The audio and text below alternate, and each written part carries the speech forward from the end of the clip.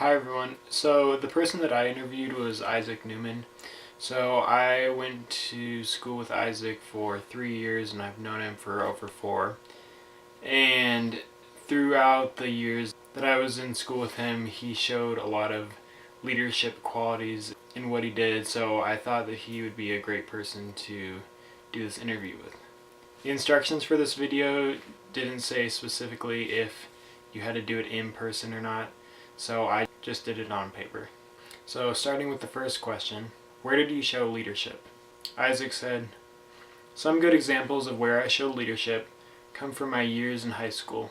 I was involved in many activities including basketball, soccer, choir, band, art, student government, student council, National Honor Society, and I also was the leader for our chapel worship team. I did quite well in basketball as I was voted the state tournament MVP 3 years in a row, along with winning the NCAA state championship those 3 years as well.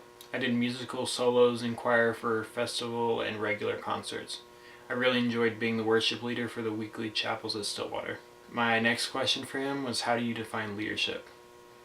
He defined leadership as being able to inspire others through words and actions and to surpass expectations. The next question was, describe your leadership style. He said, I'm more of a quiet person, so I would say that I do most of my leading through my actions. It is important to pair words with actions, and I do, but prefer to lead by way of example. The next question was, what along your path has helped you to be a successful leader? He said, I have been blessed with great mentors who have encouraged me to be the best that I can be.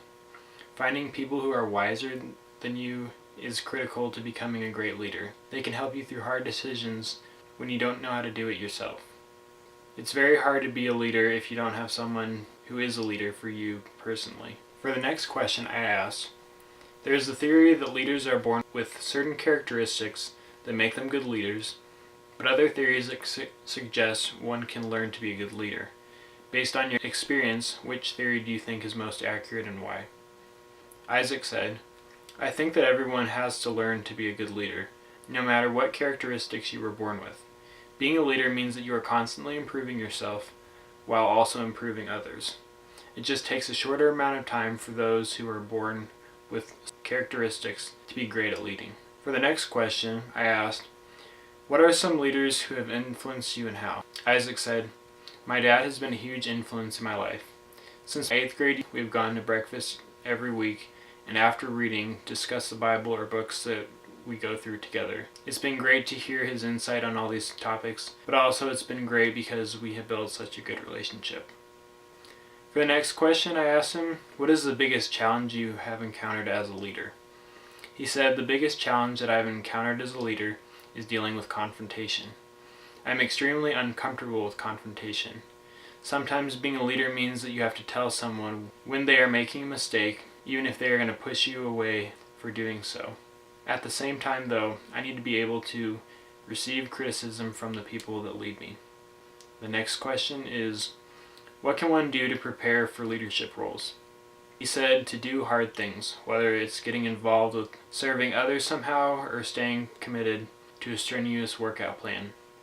Leadership is hard sometimes, and if you train yourself to be comfortable with doing hard things, then eventually they will just seem normal. For the final question that I asked him, I asked, what is the most important advice you would give somebody new to leadership? He said, new leaders need to be willing to learn. Learn at least one new thing every day, whether it's about something to do with your job or something about a person that you are leading. Be willing to constantly grow and change even if it isn't comfortable. I think Isaac's really made some great points here about getting out of your comfort zone and doing hard things to build your character and to lead other people, as well as surrounding yourself with good leaders.